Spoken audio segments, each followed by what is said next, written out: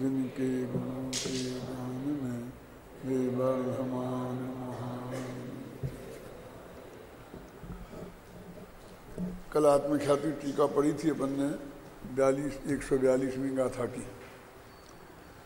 अब अपन उसके बाद में जो अपन ने कमेंट्स किया है वो पढ़ते हैं, ध्यान से सुनना।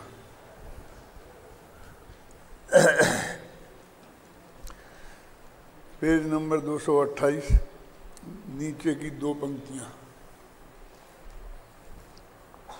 गाथा में तो मात्र 2 नए पक्षों की ही चर्चा है, किंतु टीका में तीसरे प्रमाण पक्ष को भी रखा गया है,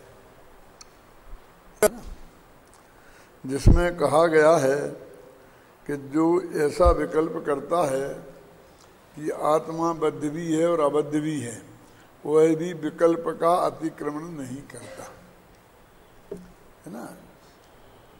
प्रमाण माने जो दोनों को एक साथ बोलता है ना, जिसमें भी लगती है, किसी अपेक्षा करता भी है, किसी अपेक्षा करता नहीं है। इस प्रकार इसमें न्याय व प्रमाण दोनों के पक्ष का निषेध किया है। कहा गया है कि वस्तु न्यायातीत ही नहीं, प्रमाणातीत भी है। नए पक्ष के विकल्प से भी पार है और प्रमाण के विकल्प से भी पार है, सब प्रकार के विकल्पों से पार है।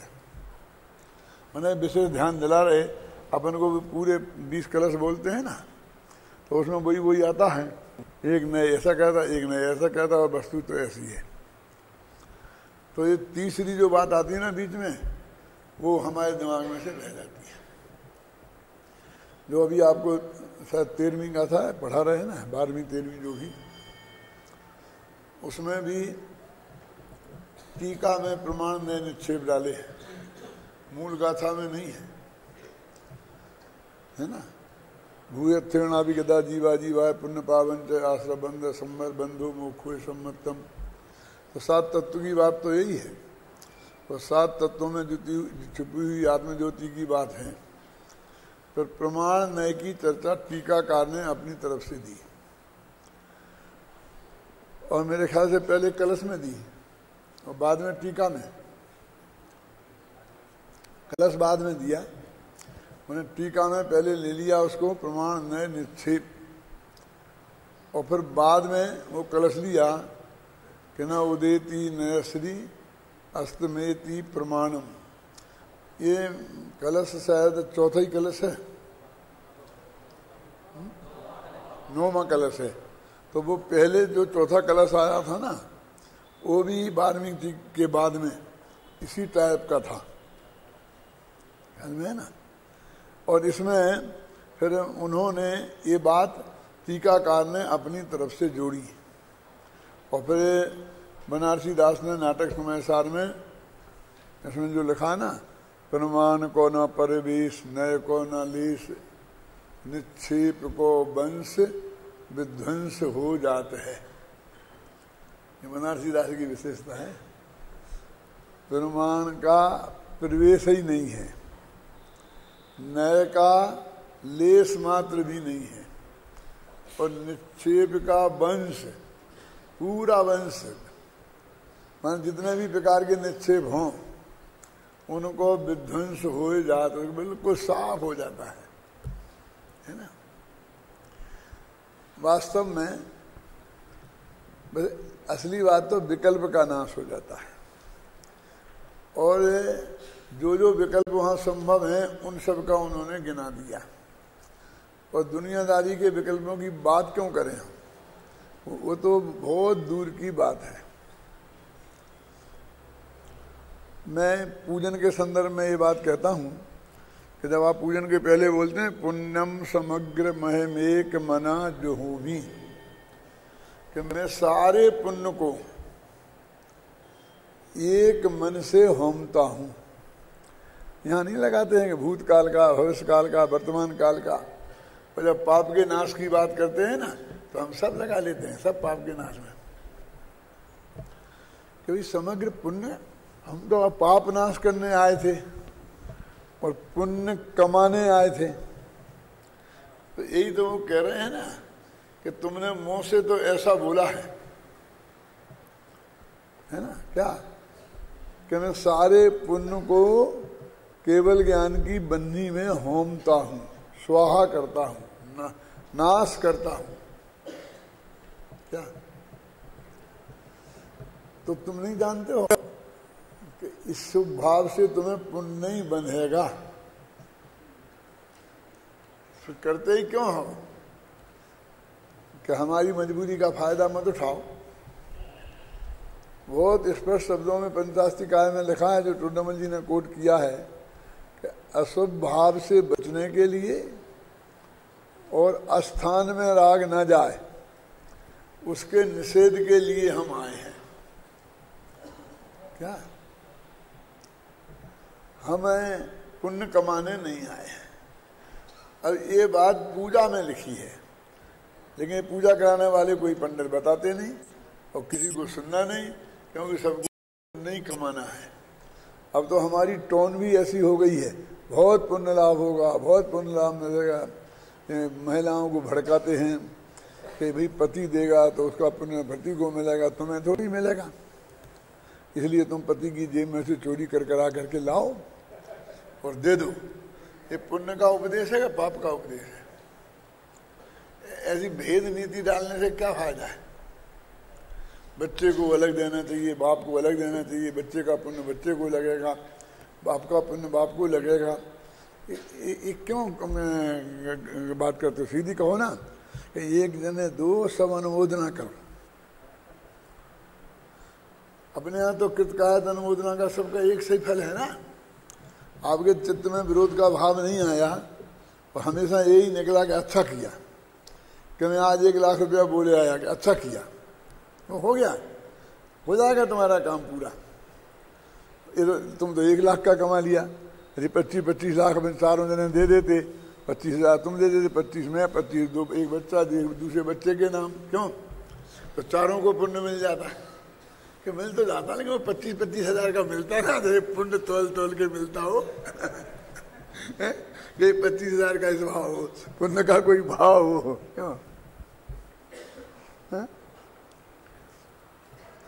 जगत की जो हालत है वो तो जगत जाने, लेकिन जब हमारे लोग जिनको पूरी तरह पता है और गुरुदेव 45 साल तक बोल बोल के गए हैं और अब अपने यहाँ भी निरंतर उसी की अपन बात करते हैं, क्यों?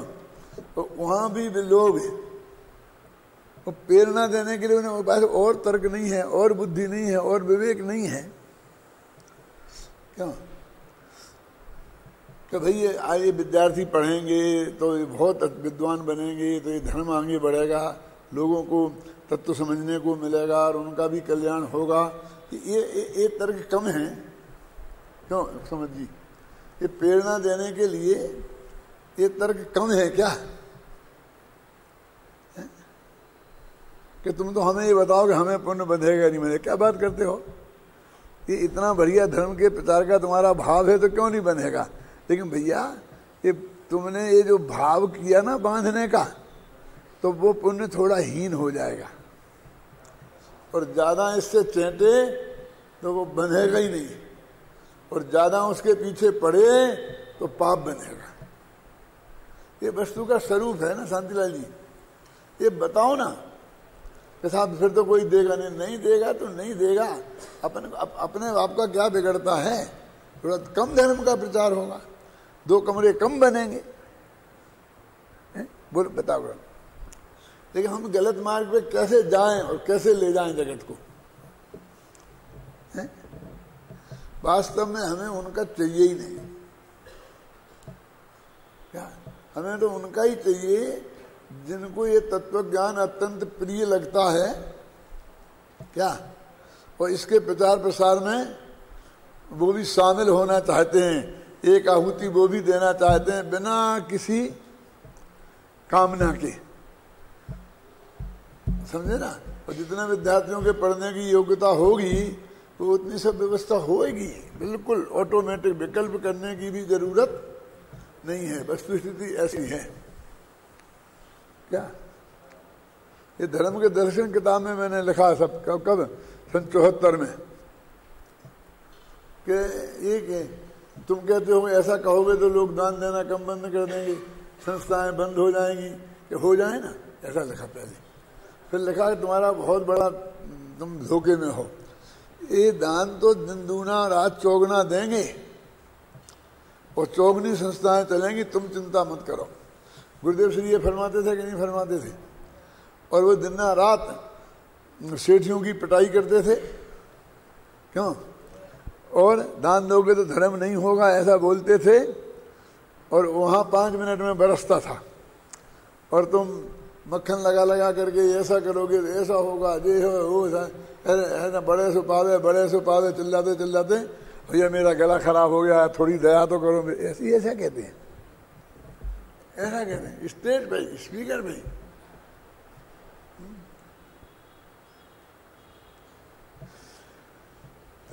अब क्या बात आई इसमें? एक बात जो गाथा में नहीं थी और टीका में आई है, क्या है?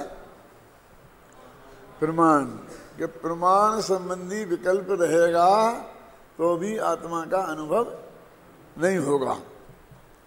अब और दूसरा पॉइंट, अब पेज नंबर 229 पर सेकंड पैरा। यहाँ एक बात यह भी ध्यान देने योग्य है कि गाथा और टीका में जो इस प्रकार की भाषा का प्रयोग है कि जीव में कर्मबद्ध है या अबद्ध है, परंतु जयचंद जी के भावार्थ में ऐसा लिखा है कि जीव कर्मों से बंधा है या नहीं बंधा है। अब ये अंतर देखा आपने? जीवे कम बद्धम है ना, क्या है भाषा? कैसी है कि जीव में कर्मबद्ध है, जीवेकम मम बद्धम है, क्या नहीं है? हिंदी और फिर अमृत टीका में भी ऐसा ही है। और यहाँ कह रहे जीव कर्मों से बंधा है कि नहीं बंधा है, ये अंतर। हम कहते कोई अंतर नहीं है, लेकिन भाषा में अंतर आया तो वो हमारे ध्यान में आना चाहिए ना, यदि हम स्वाध्याय करते हैं तो। हमें तो उसमें कोई फर्क ही नजर नहीं आता। हम भी दिन में 3 दफे बोले जीव में कर्म बंधा है, और उसी में 3 दफे बोल दें कि समय दूसरी भाषा है ना कि कर्म बंधे हैं, तो आपको पता ही नहीं रहेगा कि कोई फर्क किया है। इसलिए ये खोल खोल के लिखा है। जयचंद जी के भावार्थ में ऐसा लिखा है कि जीव कर्मों से बंधा है या नहीं बंधा है। वर्तमान में समय सार पर प्रवचन करने वाले सभी प्रवक्ता भी जयचंद जी के अनुकरण पर जीव कर्मों से बंधा है या नहीं बंधा है भाषा का ही प्रयोग करते हैं। माने वो मूल गई कुंद की और अम्बेचंद की, और जयचंद तो ऐसा क्यों करते हैं? उन्हें कभी सोचा ही नहीं, तुम जबरदस्ती आरोप लगा रहे। वे तो प्राकृत संस्कृत तो पढ़ते ही नहीं, उनकी समझ में आता ही नहीं। उन्हें तो जो हिंदी में लिखा है, आप समझे ना, वे उसी को पढ़ते हैं और वही कहते हैं, सीधी सच्ची बात है। तो जयचंद छाबड़ा पे आप मैं आरोप नहीं लगा रहा हूँ, मैं सिर्फ ये कहना चाहता हूँ कि पराधीन ज्यादा काम नहीं चलेगा। कभी कभी मैं ये कहता हूँ कि वो बच्चा कितना अभागा है जिसे अपनी माँ से दुभाषिया के माध्यम से बात करनी पड़ती है। तो आप सोचो अपने अपने में, क्या आप अपनी माँ से बात करो, मान लो माँ मराठी जानती है शांतिलाल जी बिल्कुल, और आप बिल्कुल मराठी भूल जाएं यहाँ से, फिर एक दुभाषिया को बीच में रखें जो हिंदी और मराठी दोनों जानता हो, फिर आप कहें वो अनुवाद करके माँ को बताए, फिर माँ जवाब दे, फिर वो अनुवाद करके आपको बताए, तो आप कितने भाग्य होगा वहाँ के अभाग्य। तो जिनवानी भी अपनी माँ है ना, और उससे भी हमें बात करना है, तो ये बीच में पंडित रूपी दुभाषियों की जरूरत क्या है? वो पंडित में अकेले जयचंद छाबड़ा नहीं, हुकुमचंद भी सामने है, ऐसा मैं समझ लेना कि मैं क्या कह रहा हूँ। हमको उनकी भाषा कहें तो सीखना चाहिए ना, कि जिससे हम उनकी भाषा में सीधा समझ सकें। इतनी आपकी अच्छी संस्कृत नहीं हो तो चलेगा कि आप सीधा ना समझ सकें और नीचे देखने की आपको जरूरत पड़े, तो भी इतना तो समझ सकें कि ये इसमें लिखा है कि जीवे कम्मम बद्धम, और यहाँ अनुवाद किया है कि जीव कर्मों से बना है। क्या बबली समझ में आई ना? इतनी तो चाहिए। एक सही घटना बताता हूं मैं, बहुत पुरानी है, करीब 40 वर्ष हो गए होंगे। मैं यहाँ आया ही था तो एक अंग्रेज महिला आई इंग्लैंड से, और वो महारानी गायत्री बाई थी ना, वो उनकी मेहमान थी। तो उन्हीं के साथ उन्हीं के बंगले में ठहरी हुई थी, और वो जयपुर के राजाओं पर वो वर्क कर रही थी। तो वो उनको आकर के काम करती थी, और वो उनसे पूछती थी कि यहाँ के राजा बहुत लोकप्रिय थे, जनता की बहुत सेवा करते थे, बहुत बहुत बातें वो उन्हें बताते थे। अब वो कहते थे मुझे यहाँ सब लोगों से मिलना है, यूनिवर्सिटी में प्रोफेसरों से, विद्वानों से, जैनियों से, अजैनियों से, ब्राह्मणों, सबसे, कि उनके प्रति उनका, मुसलमानों से, कि ये वो जानती थी कि मैं इनकी मेहमान हूँ, मुझे कह रही क्योंकि इनके परिवार का है मामला। तो वो तो रिसर्च के लिए आई थी ना, तो मैं सबसे जानना चाहती हूँ कि वास्तव में स्थिति क्या थी, ये रिसर्च करने आई थी। तो मेरे जैन समाज की तरफ से मेरे को याद किया गया, तो मैंने कहा ले आओ यहाँ। गणेश साहब वो वहाँ नहीं आ सकती हैं, ये है वो है वो है क्या। मैंने कहा भाई मैं तो कहीं जाता नहीं हूँ। बोले नहीं, आपको गाड़ी पहुँच जाएगी, ले आएगी, फिर गाड़ी आपको छोड़ के आएगी। हमारे पास गाड़ी आई उनकी, महारानी गायत्री देवी की, और हम गए यहाँ से। और वहाँ ये अपना ये आजकल होटल है, राजमहल है, यहाँ पर रहती थी ना, यहाँ पर स्टेशन के रास्ते में जाते हैं, वहाँ बहुत बड़ा वो है उनका, उसमें हम लोग इकट्ठे मिले। अब मैंने पहले ही कह दिया था कि मैं अंग्रेजी नहीं समझता हूँ, तो दुभाषीय की व्यवस्था करना। तो उस वक्त केवल चंद जी ढोलिया के भाई कोई अनूप चंद ढोलिया थे ना, अब हैं कि नहीं मुझे पता नहीं, वो उनके यहाँ काम करते थे, किसके, महारानी के यहाँ, और उनको दुभाषिया के रूप में वो लाए। अब हमारी बातचीत शुरू हुई, तो वो जो प्रश्न करे और मैं जो जवाब दूं, तो वो उसका सही अनुवाद करके नहीं बताएं, उल्टा बताएं। अब क्यों कि वो कहें कि यहाँ राजा इतने लोकप्रिय थे, कैसे थे, क्या है।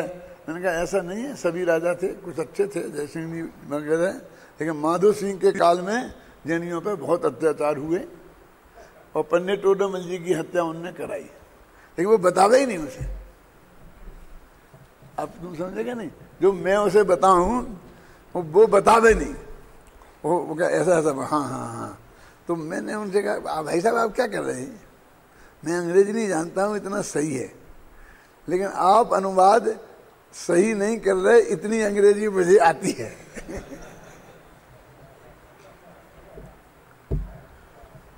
आप ये बताइए, लेकिन वो तो कैसे बता सकते थे, क्योंकि वो तो उनके नौकर थे। तो मैंने अपनी टूटी फूटी अंग्रेजी में उसे बताने की कोशिश करी, वो कन्फ्यूजन खड़ा हुआ। खैर जो भी उसने लिखा हो, जो भी समझाया हो, तो मैं आपसे उस उदाहरण से सिर्फ ये कहना चाहता हूँ कि कोई दूसरा ये गाथा का अर्थ ये है और टीका में ये है, तो आप मूल टीका देख के भी तो जान सकें। जयचंद जी की बात नहीं है, बहुत ऐसे लोग हैं जो आपको सुमेर सार की गाथा और टीकाओं का गलत अर्थ बताएंगे, सामने वाले हैं कि नहीं हैं। तो कम से कम हम अपने कॉन्फिडेंस के लिए खुद इतना तो जान सकेंगे जो ये कह रहा है वो इसका अर्थ है कि नहीं। इतनी मातृभाषा तो हमको आते हैं। मातृभाषा माने संस्कृत, प्राकृत मातृभाषा है। अरे भाई हमारी जनवाणी माता है, यदि हमारी जनवाणी माता है तो हमारी मातृभाषा नहीं हुई। ये मैं क्यों कह रहा हूं, इसलिए कह रहा हूं तो ये हमारे स्वाध्यायी ताराचंद जी समझना हमें क्या कहें, ये ऊपर को देखते ही नहीं है। ये समझना है, ऊपर को नहीं देखते का मतलब समझना है। देखो ये है ना, इधर से ऊपर संस्कृत है, प्राकृत है, नीचे हिंदी है। इनकी गर्दन ऊपर को उठती ही नहीं है, ये गाथा की तरफ देखते ही नहीं है, ये टीका की तरफ देखते ही नहीं है। वो नीचे जो हिंदी है, पर उसके वो लाइन के नीचे जो है, समझ गए, पर उसको ही पढ़ते हैं। अरे नहीं आए समझ में तो भी पढ़ो। ये तुम भनते भनते पढ़ते हो ना, छिंदे छिंदे छिंदे, तो वह अर्थ समझ में आता है। फिर भी पढ़ते हो ना, अपवित्र पवित्रो वा, पढ़ते हो तो अर्थ समझ में आता है। श्रीमद जनेन्द्र भविबंद नरेंद्र बंदम, पढ़ते हो तो अर्थ समझ में आता है। फिर भी पढ़ते हो ना, क्योंकि उसमें तो पुण्य टपकता है। भक्तांबर का अर्थ समझ में नहीं आता, फिर भी भक्तांबर पढ़ते होगे नहीं? तो इसको भी पढ़ो। विद्यार्थियों को तो अनिवार्य है पंक्ति पंक्ति से उसका अर्थ समझना। और शांति जी इतना अच्छा पढ़ाते हैं, उतना मैं भी नहीं पढ़ा सकता। एक एक पंक्ति से, संधि से निकाल निकाल के आपको बताते हैं। ये ऐसा भाग्य तुम्हारे जीवन में द्वारा नहीं मिलेगा।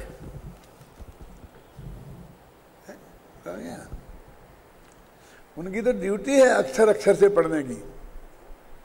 मैं भी पढ़ता हूं, समझ लो, उनसे पूरी क्लास सुनता हूं मैं। जबकि मैंने समय सारी अनुशीलन लिखा और टीका भी कर दी और ये सब किया, उसके बाद भी मुझे सुनने में आनंद आता है, मुझे बोझा नहीं लगता है। क्या ये जर्मानी माता, अपनी माता की बातें हैं। अपनी माँ जो अपन से बात करे उसमें भी उपकाई छूट है। क्यों? अभी भी हम सब बड़े बड़े पंडित हो गए, हिंदी के, अंग्रेजी के, संस्कृत के, और वो माँ गुजराती में बोलती है, मारवाड़ी में बोलती है, बुंदेलखंडी में बोलती है। तो आपको ऐसा लगता है कि ये कहाँ की जाके बिना पढ़ी लिखी गंवार, मैं इसे मां नहीं मानूंगा। आज तक किसी ने विकल्प किया? बोलो, नहीं किया ना, नहीं करना चाहिए ना। ऐसी, इसलिए मैं आपसे बात कर रहा हूं कि हमारे उत्तर क्या आएगा उसकी अभी छोड़ो। मैं तो ये कह रहा हूं कि जो अंतर है वो देखो। यहाँ एक बात यह भी ध्यान देने योग्य है कि गाथा और टीका में जो इस प्रकार की भाषा का प्रयोग है कि जीव में कर्मबद्ध हैं या अबद्ध हैं, परंतु जयचंद जी छाबड़ा के भावार्थ में ऐसा लिखा है कि जीव कर्मों से बंधा है या नहीं बंधा है। वर्तमान में समय सार पर प्रवचन करने वाले सभी प्रवक्ता भी पंडित जयचंद जी के अनुकरण पर जीव कर्मों से बंधा है या नहीं बंधा है भाषा का ही प्रयोग करते हैं। यद्यपि दोनों के भाव में कोई अंतर नहीं है, तथापि गाथा और टीका की भाषा ही अधिक उपयुक्त, तथापि गाथा और टीका की भाषा ही अधिक उपयोग लगती है, क्योंकि उसमें भगवान आत्मा की प्रधानता भाषित होती है कि जीव में कर्म आगे बंधे हैं, जीव जाके उनमें नहीं बंधा है। समझ गए ना? हमें बहुत बड़ा फर्क हो गया हो ऐसा मैं नहीं जानता हूँ।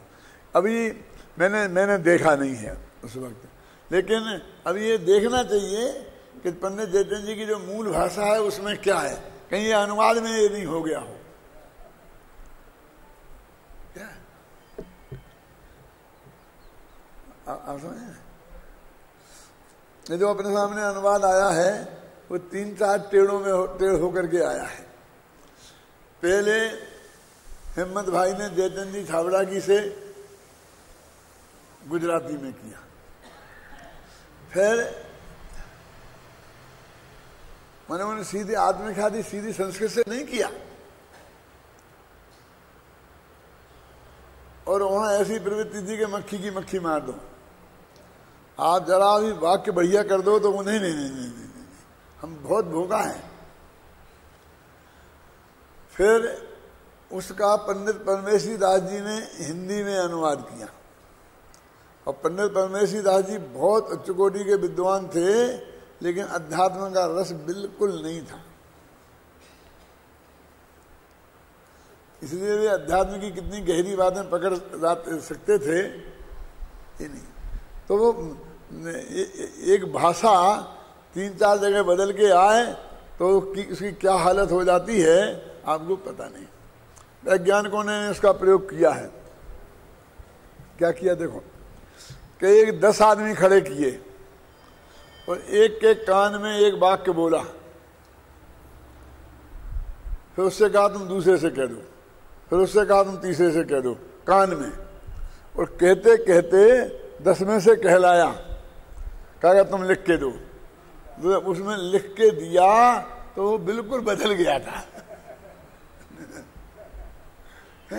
क्या फिर उन्होंने दूसरा किया प्रयोग कि हर एक के हाथ में वो जो लिखा बोला वो पर्चा दिया, एक सही लिखा और फिर कहा तुम इसके कान में बोलो, उसके कान में बोलो, और तुमने कहा तुम सुनो भी और देखो भी। तो फिर बाद में जब अंतिम वाले से बोला तो बिल्कुल शुद्ध आया। समझना, अकेले सुनने से काम नहीं चलेगा, सुनने के साथ पढ़ना, बदल जाएगा मामला। ये प्रयोग किया वैज्ञानिकों ने, ये कानों कानों बात जो चलती है, क्योंकि हर एक आदमी की इतनी स्मृति तेज नहीं है और वो उसके प्रति इतना सेंसिटिव भी नहीं है,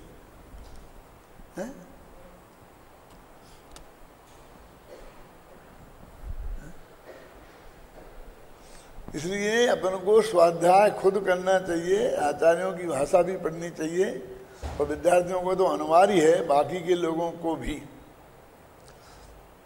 अच्छा, गाथा में प्रतिपादित संपूर्ण विषय वस्तु का प्रतिपादन करते हुए स्वामी जी ने जो प्रकाश डाला है उसमें कुछ ध्यान देने योग्य तथ्य इस प्रकार हैं।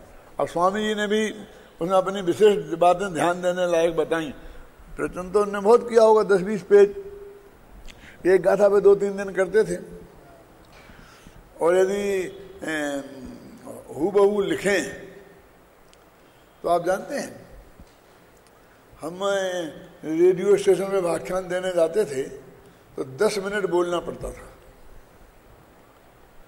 तो 10 मिनट बोलने में फुल स्केप टाइप किए हुए 6 पेज लगते थे।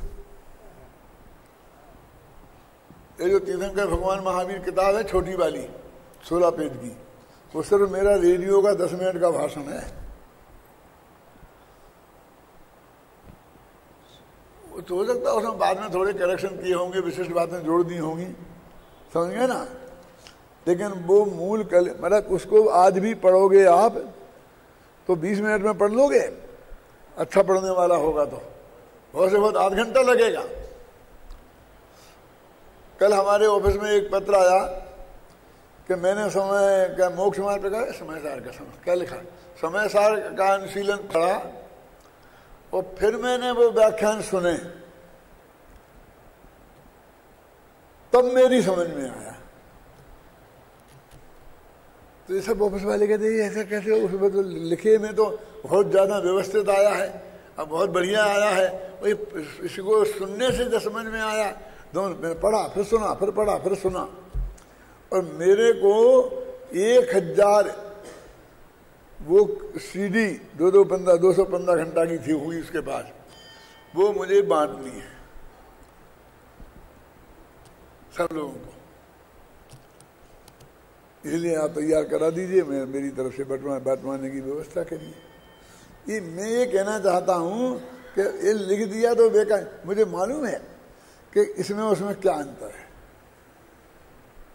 क्योंकि वो मैंने उसको पहले टाइप कराया, तो वो टाइप 26 पेज में होता है मेरा 1 घंटे का।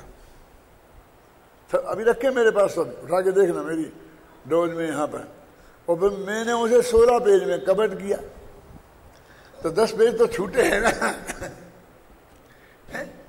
ये रिपीट लगता है, इसकी जरूरत नहीं है, लिखने में बहुत व्यवस्थित करते हैं तब वो ये ऐसा होता है। तो वो जो छूट गई चीज वो उदाहरण ही छूटे होंगे, सिद्धांत तो छूटते नहीं है। तो उन उदाहरणों से बात उसे स्पष्ट होती है, क्या करें। अन्ना जी ने मेरे जरूर कहा कि आप तो बहुत काट दिया। मैंने भैया लिखने में तो ऐसा ही आएगा, ये ऐसा नहीं है, ये कूड़ा करकट नहीं जा सकता है। यदि ये ऐसे ही जाना होता तो फिर कोई भी लिख देता, उसे तुम लिखवा करके और छपा देते। मेरे पास आएगा तो इसकी पूरी पोस्टमार्टम होगी।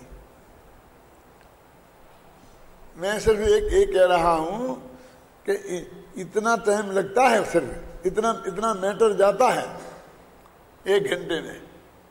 गुरुदेव को भी अक्षर अक्षर लिखा ना, आप देख लेना 1 घंटे के प्रवचन में। वो आपके पास किताब है ना, कौन सी, तो उसमें देखो कितना पेज है। उसी 1 घंटे के प्रवचन का मैं 4 पेज में लिखूंगा। आप मुझे डंडा मारेंगे तो भी मैं इससे बढ़ाऊंगा नहीं। और वो पेज कितने, क्योंकि रिपीटिशन बहुत होता है। एक बात 4 दफे तो गारंटी से आती है। क्योंकि उनकी ये आदत है कि वो पहले उसको पढ़ते हैं, तो वो भी आ गया ना स्पीकर में, कैसेट में आ गई ना, फिर वो अर्थ करते हैं, फिर अर्थ किया, फिर बाद में पढ़ते हैं। तो अर्थ करने में आ गई, फिर दोबारा पढ़ी तो फिर आ गई, फिर अपन ने वही की वही लिख दी। समझ में आया क्या? यदि उन्हें 3 दफे पढ़ ली तो 3 दफे तो उनकी वो आ जाएगी, और जो उन्होंने व्याख्या करी वो भी आ जाएगी। फिर वे कहेंगे शेष कल, और फिर दूसरे दिन आएंगे तो फिर रिपीट करेंगे। आप समझ गए ना? उसमें ऐसा होता है। जब ये प्रवचन रत्नाकर का अनुवाद बड़े दादा ने शुरू किया तो इनने पहले ये शर्त रख दी थी कि यदि हुकुमचंद इसका संपादन स्वीकार करें तो ही मैं करूंगा, नहीं तो नहीं करूंगा। तो लोगों ने पूछा ऐसा क्या है? मैंने कहा ऐसी क्या जरूरत है, कोई देखना होगा वैसे ही देख लूंगा। नहीं नहीं नहीं, मुझे भी करने में दिक्कत नहीं है। अब मैं भाषा से लेकिन ये देखकर बाद में जो झगड़ा करने वाले हैं लोग, उनसे निपटने की ताकत मेरे में नहीं है। वो तुम्हारे बस की काम है क्या? मैं तो कह दूंगा उनसे कहो। और ऐसा हुआ। रत्नाकर भाग 1 छपा तो शशि भाई और हीरा लाल काला झंडा लेके खड़े हो गए कि जैसा नहीं है और ऐसा नहीं है, इतने पेज कम हो गए, इतना ज्यादा हो गए, इसमें ज्यादा हो गए, ये हो गए, वो हो गए हैं। बहुत हो हल्ला हुआ गुरुदेव के सामने, उपस्थिति में बोल रहा हूं मैं, गुरुदेव की उपस्थिति में। तो मैंने कहा कि मक्खी की जगह मक्खी मरवाना हो तो यहां दूसरे से करवा लो, हम तो ऐसा ही करेंगे। क्या हमें आप ये बताओ कि गुरुदेव के प्रवचन जो उन्होंने बोले हैं और जो लिखे आपके छपे हैं, उनमें से इसमें कौन सी बात छूट गई? एक बताओ, एक आधी लाइन निकाल के। हम ऐसा अनुवाद नहीं करते कि यहां से लिखे 1 लाइन देखी यहीं कहीं लिख दी, ये देखिए। हम पूरा पहला पैरा पढ़ते हैं, फिर यहां उसे पूरा ध्यान में लेते हैं, फिर उसे देखे बिना उसका अर्थ लिखते हैं, तब वो असली भाषा आती है। 2 भाषाओं की टोन में फर्क होती है। तो हमें हिंदी की टोन में लिखना है कि गुजराती टोन में लिखना है? हम हिंदी में छापे हो गुजराती टोन में, हिंदी की टोन में जाएगा। आके गुरुदेव के पास गया केस, और गुरुदेव ने कह दिया सही है सही है, ठीक है, करने दो उन्हें, करने दो। तो ऐसे ऐसे 11 भाग छपे हैं। अभी भी मैं आपसे कह रहा हूं, कई दफे प्रवचनों में कहा, सबसे कहा, ये कोई तरीका नहीं है। हम रिपीटेशन नहीं हटा सकते। उन्हें 6 दफे वो बात की तो 6 दफे लिखेंगे।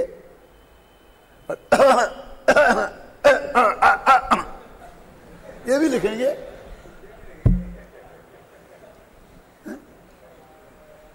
अब उन्हें कोई बोल थोड़ी रहे, तो उन्हें खांसी आती थी बीच में।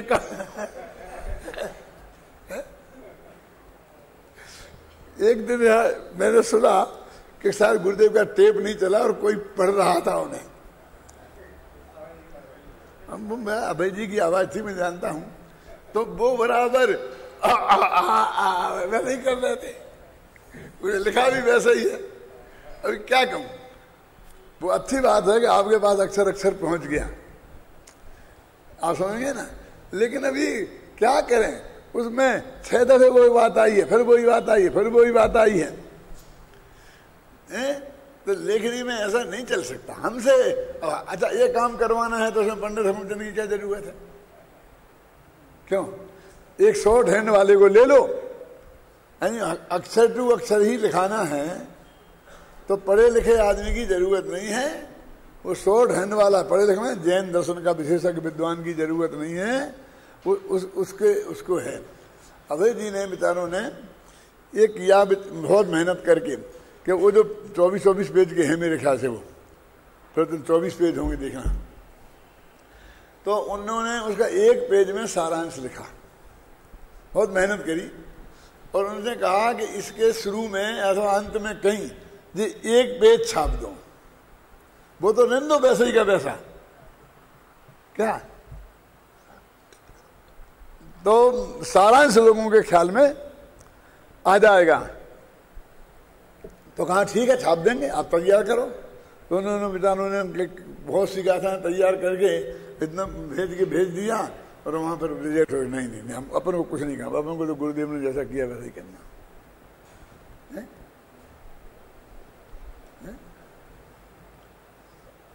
अब कुछ वक्ता भी ऐसी नकल करने लगे गुरुदेव की खांसने की और हाँ करने की, ये करने की। तो कुछ लोगों को तो अच्छा लगता ही है, जैसे अपन आज गुरुदेव का स्टेज पर नाटक करे। क्यों? अरे मेरी भी नकल करें स्टेज पे बच्चे, और फिर टोपी वोपी लगा के आ जाए मेरे से ही मांग करके, और फिर मैंने कहा तो अपन ही हंसते हैं कि नहीं हंसते, अच्छा लगता है। मुझे तो पता नहीं कि मैं ऐसा करता हूँ, लेकिन सबको पता है, सब लोग कहते हैं हाँ साहब आप करते हो। रुमाल को भी करते हैं लोग, रुमाल करते हैं तो उसको भी लोग हंसते हैं। तो वो मनोरंजन की चीज हो सकती है, वो एक दिन 10 मिनट का कॉमिक देखा जा सकता है, ऐसा रोजाना नहीं चल सकता। आप रुमाल ऐसा लेके पहुंच के पंडित हुकुमचंद नहीं बन सकते। आपको बहुत गहराई से सब पढ़ना पड़ेगा, अध्ययन करना पड़ेगा, ख्याल में है ना। चलो कहां थे अपन? मेरा पेज पलट जाता है जी इसमें, बोलो पेज नंबर 203 30 है। अच्छा जी 28 आ गया। हाँ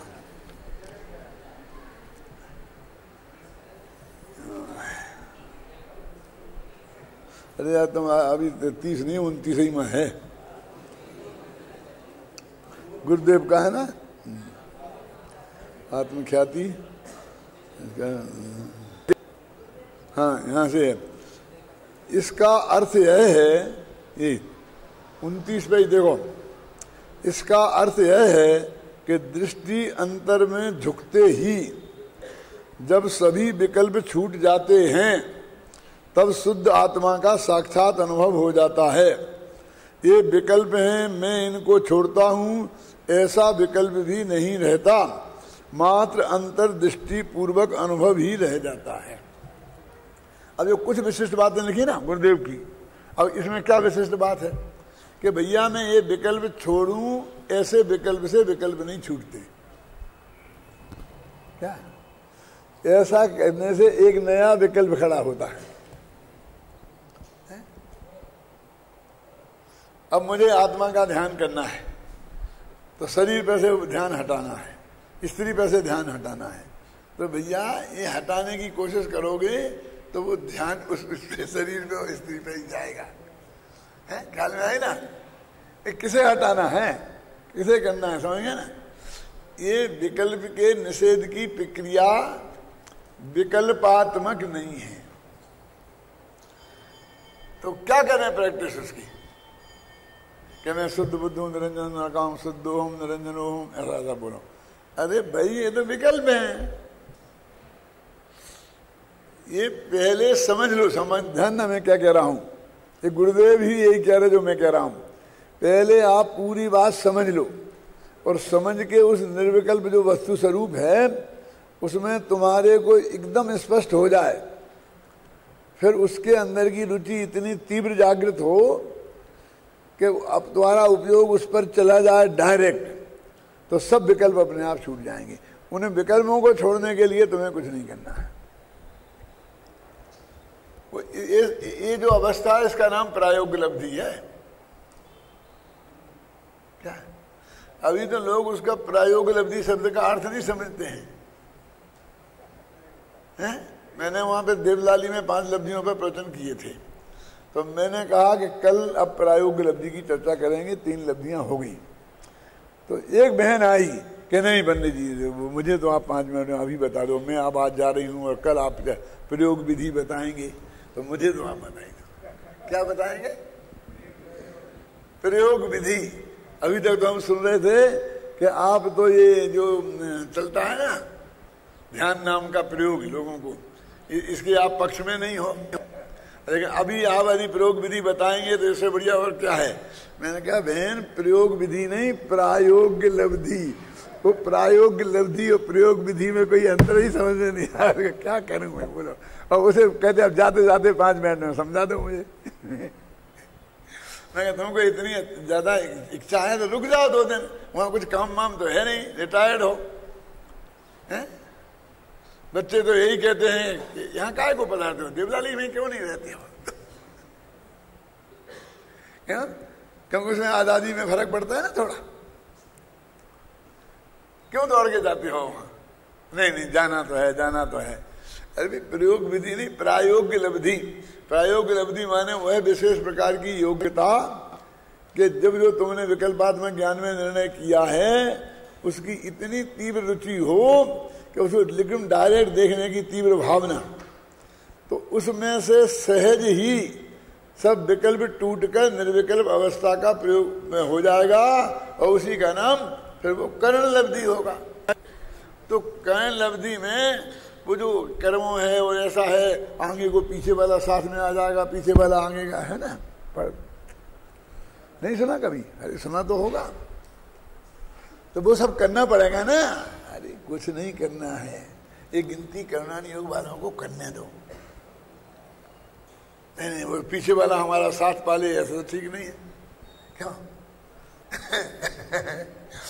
इससे तो अपूर्व करण अच्छा है, मैं तो अपूर्व ही करण करूंगी, मैं क्यों अपूर्व करण करूंगी? अनुवृत्ति करण तो उससे भी बढ़िया है। अरे तुझे कोई करण भरण नहीं करना है, ये करण भरण तो सब होते रहेंगे। ख्याल में है ना तेरे को? और उनकी गिनती करने वाले गिनती करते रहेंगे, पढ़ने वाले पढ़ते रहेंगे और पढ़ाने वाले, तू उनके नाम भी नहीं जानेगा और तेरे को अनुभव हो जाएगा। क्यों? शेर को हो गया था तो अधाप्रुत कर्ण से अपूर्व कर्ण में गया होगा। अरे 5 लब्धियां हुई थी तो कर्ण लब्धि हुई होगी तो गया ही होगा, उसमें क्या शक है। लेकिन उसे कुछ पता नहीं है।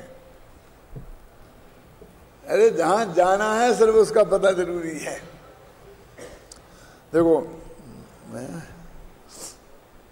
एक पहला पॉइंट। दूसरा, यहां समस्त नए पक्ष को छोड़ने की बात चल रही है। पीछे 11वीं गाथा में जो यह कहा है, अब गुरुदेव देखो कैसा आगे पीछे से मिलाते हैं। भूतार्थ के आश्रय से जीव सम्य दृष्टि होता है। भूत मस्त दोखणु सम्मानिष्टि है भाई जीवो। वहां नए पक्ष के विकल्प की बात नहीं है। वहां तो भूतार्थ अर्थात शाश्वत रहने वाले शुद्ध चैतन्य स्वभावमय भगवान आत्मा को ही शुद्ध नय कहा है। कल मैंने कहा था ना, शुद्ध नय के विकल्प को भी शुद्ध नय कहते हैं और शुद्ध नय के विषयभूत वस्तु को भी शुद्ध नय कहते हैं, है ना। भूयत तीर्णा भी गदा जी, यही 11वीं गाथा बोलो, यही है ना 11वीं गाथा बोलो। तो देश दो शुद्ध नयो भूयत मत्स्य दो खरु सम्मादिष्टि हवई जीवो। भूतार्थ का आश्रय करे तो भूतार्थ का माने विकल्प का आश्रय नहीं, शुद्ध निश्चय नय का आश्रय नहीं, शुद्ध निश्चय नय की विषयभूत जो वस्तु है परम शुद्ध निश्चय नय की, उसमें अपनापन स्थापित करे। ये मैं हूं ये जाने, नय में नहीं कि नय की विषयभूत वस्तु में, उसमें नय लिखा लिखा रहने तुझे क्या करना, तो यहाँ है, यहाँ ये अर्थ है, हम बता रहे ना। आत्मा को ही शुद्ध ने कहा है और उसके आश्रय से जो स्वानुभव प्रकट होता है उसे सम्यक दर्शन कहा है। 11वीं गाथा का देखो, ये वे उनके जो वो 20-20 पेज में किसे मैंने जो छांट के रखे हैं ना, वो कितना मार्मिक है। यहाँ यह कह रहे हैं कि मैं ऐसा हूं, ऐसे नए पक्ष को छोड़ दे। आत्मा अबद्ध स्पष्ट है, यह तो सत्य है।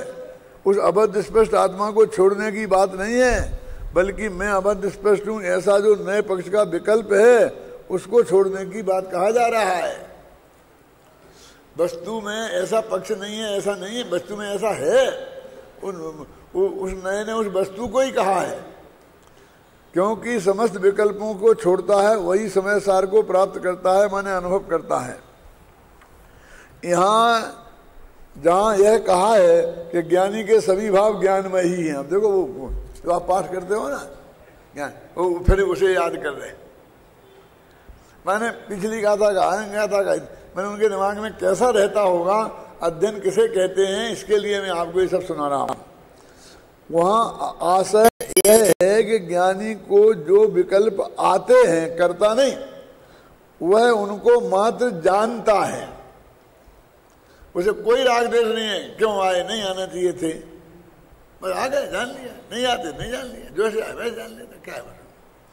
जो विकल्प हैं उनका ज्ञान स्वयं से उत्पन्न होता है और ज्ञानी उस ज्ञान का करता है, परंतु उन विकल्प का कर्ता ज्ञानी नहीं है। आगे ना, जिस जाति का विकल्प होता है उसी प्रकार की ज्ञान में सुपर प्रकाशक पर्याय स्वयं से उत्पन्न होती है। ये गुरुदेव के प्रवचन की बात है। इस प्रकार हम देखते हैं कि आत्मख्याति टीका में न केवल समस्त नयों के पक्षपात से पार होने की ही बात है, पर प्रमाण संबंधी विकल्पों से विराम लेने की भी बात है। प्रमाण के विषयभूत वस्तु से नहीं, नयों में विकल्पों से। टीका के अंत में कहा गया है, यदि ऐसा है तो नए पक्ष के त्याग की भावना को वास्तव में कौन नहीं नचाएगा। ये अगले कलश की भूमिका बांध रहे वो, ऐसी बात है, ये भेद विज्ञान की भावना ये है, तो कौन नहीं नचाएगा, माने किसके हृदय में वो नहीं नाचेगी। नाचेगी माने अनुभव की बात। अब अनुभव में नाचना लिख दिया तो मैं देखो तो नाचना लिखा, नाचना लगा तो नाचने लग जाओ। अरे पैरों से नाचने वाला नहीं है काम। उपयोग में वो त्रिकाली ध्रुव का निरंतर बने रहना, उसका नाम नाचना है। ऐसा कहकर आचार्य अमृतचंद्र नए पक्ष के त्याग की भावना वाले 23 कलश रूप काव्य लिखते हैं, जिनमें पहला काव्य इस प्रकार है। अजो क्या कह रहे वो, कौन नहीं नचाएगा। ये इसमें वो ध्वनि आ गई कि वो जो कलश आएंगे वो एक से आएंगे, लेकिन उसमें रिपीटिशन का दोष नहीं है, क्योंकि हम उस भावना को नचा रहे। क्यों? अब मान लो ये कहें कि तुम नमो का मंत्र 108 दफे पढ़ते हो ना, अब मैं ये कहूं कि मैं शुद्ध हूं इसे 108 दफे करो, तो भाई एक सा अच्छा लगेगा। कभी ये रखो ना थोड़ा कि मैं शुद्ध हूं, फिर मैं निर्विकल्प हूं, फिर मैं फलाना हूं, एक से अच्छा लगे। क्यों, क्या क्या है दिक्कत? वो शुद्ध से मतलब नहीं है। शुद्ध हूं इस शब्द से जो विषयभूत वस्तु है उसमें उपयोग इस तरह रखने की बात है। यानी अब मैं 23 दफे वो कहूंगा तत्ववेदी जनतो, है ना, तो तुम उसमें ये मत कहना, आगे बढ़ो ना, भावना को नचा रहे हो। कहते हैं ये सर्वश्रुत ज्ञान अधिकार में देखो कितना बढ़िया बढ़िया आता है। मैं तो देखे दंग रह गया अम्बे चंद्राचार्य को, गुरुदेव को देख करके, क्या कि वो 148 बार 156 बार लिखते हैं। क्या मैं ज्ञाना वर्णादि रूप नहीं हूं, मैं तो शुद्ध आत्मा हूं। मैं दसना वर्ण नहीं हूं, मैं तो शुद्ध आत्मा हूं। मैं मति ज्ञाना वर्ण नहीं हूं, मैं शुद्ध ज्ञाना वर्ण। बराबर क्या कहना, उसको भी वे क्या कहते हैं? नचाना है, संन्यास के है, भावनाओं को नचाता हूं। और उसके अंदर में कलश भी इतने बढ़िया हैं कि उन कलशों को पढ़ करके बहुत अंदर आनंद आता है। वो जो संन्यास की भावना वाले, अमृतचंद्र ने उसमें पूरा अपना हृदय उड़ेल के रख दिया है। क्या भूत का मुझको लगे 108 दफे कैसे लिख दो कि कर्म की 148 प्रकृतियां होती हैं और मैं एक एक दफे में लगाना। क्यों कर दो, काय की जल्दी है, तुम्हें कहाँ जाना है क्यों? ये असली बात है। इसके अलग व हटके तुझे करना क्या है? बहुत टाइम लग जाएगा। क्या अपन को टाइम का क्या करना है? अब इसलिए क्या संन्यास की भावना को लिखा ना, नए पक्ष के त्याग की भावना को वास्तव में कौन नहीं नचाएगा। ऐसा कहकर आचार्य अमृतचंद्र नए पक्ष की त्याग की भावना वाले 23 कलश काव्य लिखते हैं, जिसमें पहला काव्य इस प्रकार है। यही विमुक्त्वा नए पक्ष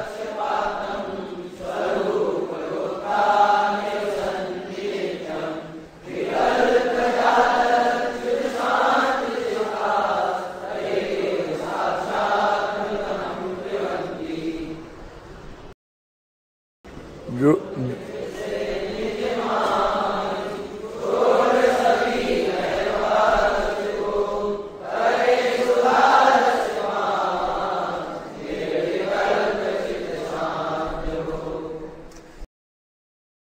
ये स्वरूप गुप्ता जो शब्द है ना, ये इनका बहुत प्रिय शब्द है। परम मलधारी देव तो अपने को बहुत बहुत विशेषण लगाते हैं और कभी कभी तो वो बहुत अटपटे लगते हैं। क्या आखिरकार गुरुदेव को प्रवचनों में कहना पड़ता है कि आचार्य को ऐसा अभिमान था, ऐसा मत समझना। क्या ये तो कॉन्फिडेंस बता रहे हैं। परमागम का परमा मकरंद मेरे मुख से झरता है। एक जगह तो ये लिखा है, क्यों घबराते हो, मैं खड़ा हूं ना, भयम तिष्ठामा।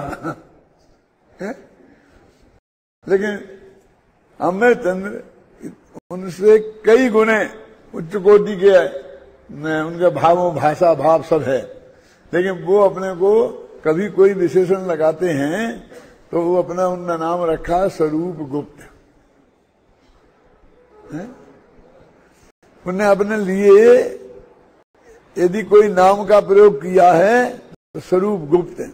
और वो लिखा ना समय सार के अंत में है कि प्रवचन सार के अंत में कि स्वरूप गुप्ता अमृत चंद्र सूर्य न किंचित कर्तव्यम अस्ति।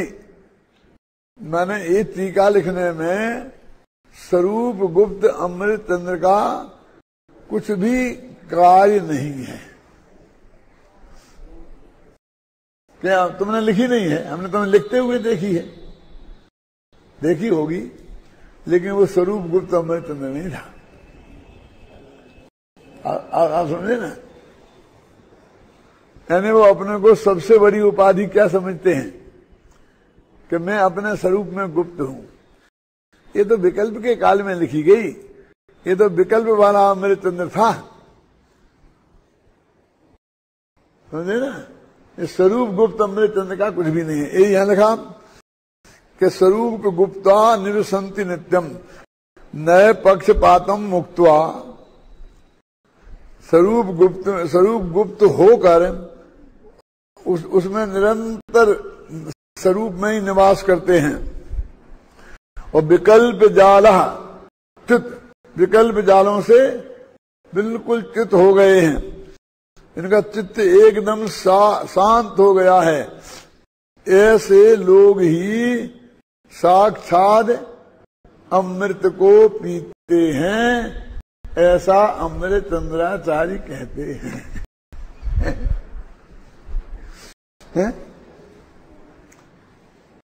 अमृतम पिबंती, कि जो ये करेंगे, माने तब तक जो विकल्प में उलझे रहेंगे तब तक तुम अमृत का पान नहीं कर सकोगे। विशेष अर्थ अपन कल करेंगे।